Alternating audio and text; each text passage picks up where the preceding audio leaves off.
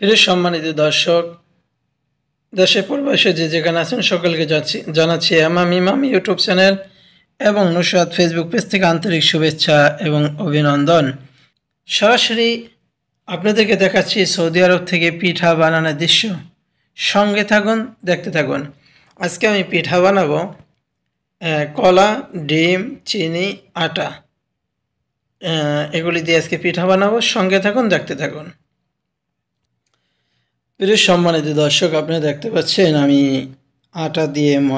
আটা, ডিম, চিনি এবং কলা দিয়ে একটা খামির তৈরি করতেছি পিঠা বানানোর।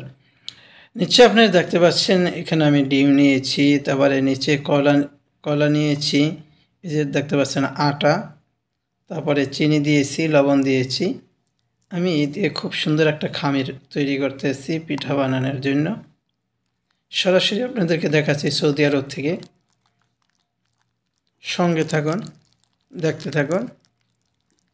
এই সর্বপ্রথম আমি এইভাবে পিঠা বানাচ্ছি। এর পূর্বে আমি আর কখনোই পিঠা বানাইনি। তো গতকাল আমার খুব শখ লাগছে একটা পিঠা বানানোর জন্য, তাই আজকে আমি এই পিঠাগুলো বানাচ্ছি। তো প্রিয় সম্মানিত দর্শক, দেখতে দেখতে আমাদের পিঠা বানানোর খামির তৈরি হয়ে গিয়েছে। তো আমরা এখন পিঠা বানাবো, চলুন দেখতে থাকুন। প্রিয় সম্মানিত দর্শক, পিঠা বানানোর জন্য আপনি দেখতে পাচ্ছেন আমি চুলার উপরে কড়াই ভিতরে তেল দিয়েছি, ঠিক আছে।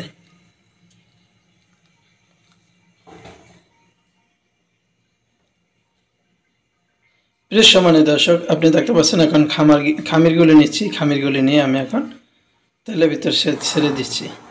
সকলের সঙ্গে থাকুন, দেখতে থাকুন। বিসমিল্লাহ।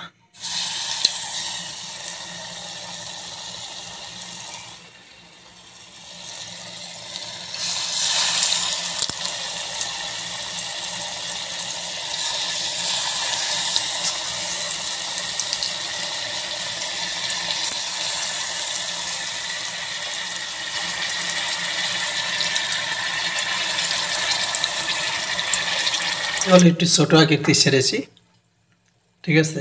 এই পিঠার নাম, এটা কেউ বা তেলে ভাজা পিঠা বলে, আবার কোনো কোনো অঞ্চলে এটাকে বড়া পিঠা বলে, ঠিক আছে।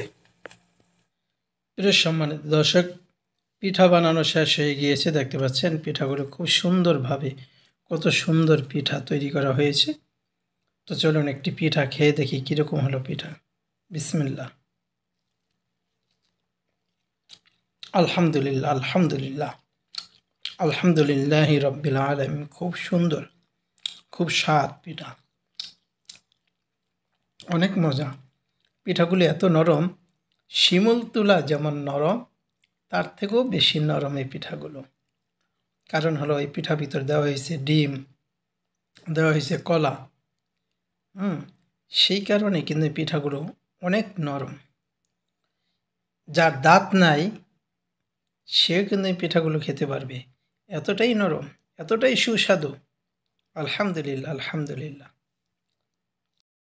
প্রিয় সম্মানিত দর্শক, আমার জীবনের এই প্রথম এত সুন্দরভাবে আমি পিঠা বানিয়েছি। দেখতে পাচ্ছেন সেটা আপনারা ভিডিওর মাধ্যমে।